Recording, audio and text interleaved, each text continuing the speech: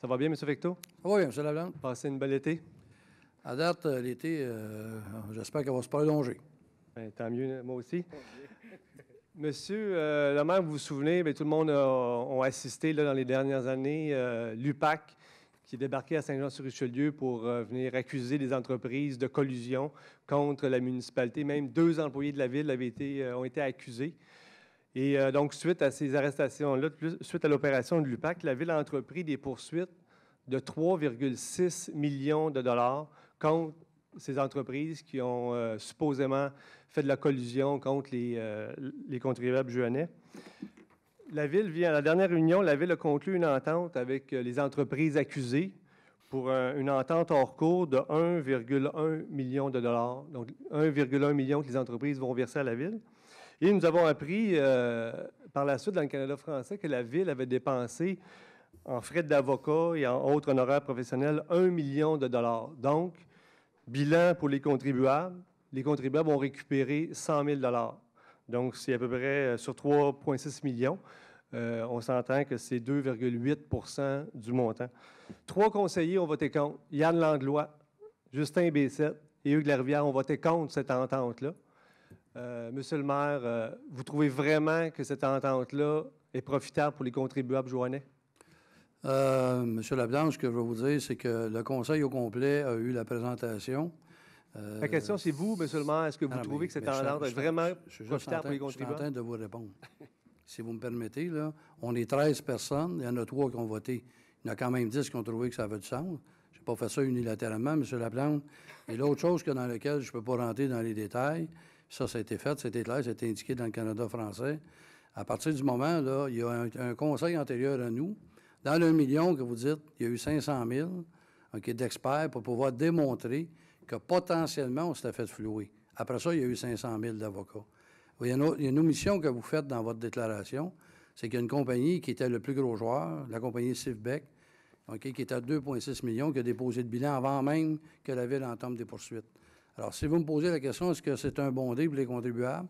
Juste regarder les frais d'avocat que vous avez. Si on avait continué encore pendant 5 ans, imaginez la facture. Fait que oui, c'est un bon deal. Ma question ne concerne pas Sifbeck, ma question concerne le 3,6 millions contre les autres entreprises. Moi, je vous dis qu'on a fait un bon deal. Je réponds à votre question. Le point a été ajouté en sauvette à la dernière réunion, au début de réunion. C'était pas à l'ordre du jour. C'était quoi l'urgence de voter ça à la dernière réunion? Moi, je ne considère pas que c'était à sauvette, mais moi, je vous dis qu'on a voté. Vous me posez la question, c'est un bon deal. C'est un très bon deal. On vient de voir là, tout juste là, dans le Canada français on vient d'atteindre la fin de l'enquête préliminaire de l'UPAC dans le procès là, au criminel, dans le procès contre assujetti à la loi là, sur la concurrence du Canada. Une entente hors cours comme celle que vous avez signée là, rapidement avant le résultat du procès de l'UPAC. À votre avis, est-ce que ça a l'avantage de faire une entente rapide là, avant le résultat de l'autre procès? De l'UPAC. Il ne faut pas mélanger. Est-ce que vous pensez que c'est à l'avantage des entreprises? Il ne faut pas mélanger le criminel, M. Laplante. Faites attention, là, parce que là, on est dans des dossiers qui sont encore en cours. OK? Je vous demande de faire prudence. Au niveau des citoyens qui sont ici présents, là, pour bien les éclairer, l'entente avec la Ville, c'est une poursuite civile.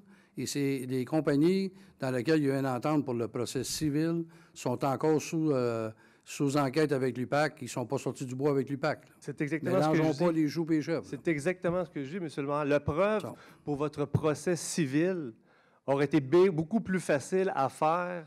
Puis je ne vous dis pas d'entreprendre des procédures pendant 5 ans. Là. Ce que je vous disais, c'est d'être patient, parce que la preuve au civil aurait été beaucoup plus facile à démontrer lorsque le résultat du procès, selon la loi de la concurrence du Canada, aurait été sorti.